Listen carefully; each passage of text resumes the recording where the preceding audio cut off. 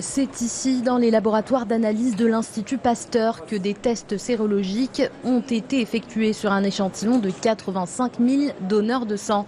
Objectif, déterminer le taux d'immunité collective contre le coronavirus.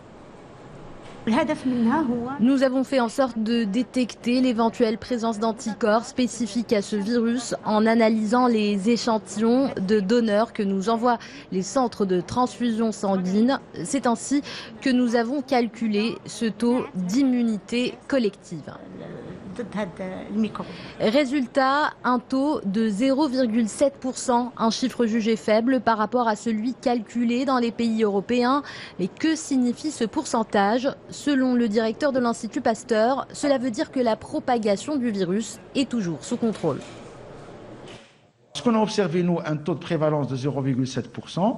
Comment il se compare par rapport aux autres pays? Si on se compare par rapport à, par exemple, certains pays européens qui ont eu une infection, une prévalence, si vous voulez, très élevée, ils ont des taux qui varient entre 2% jusqu'à 5%, jusqu'à 10%. Donc nous avons, pour l'instant, alhamdoulilah, un taux qui reste faible, 0,7%. Toujours d'après le directeur de l'Institut Pasteur, la vigilance reste tout de même de mise en attendant une nouvelle étude qui sera réalisée sur un nouvel échantillon de la population.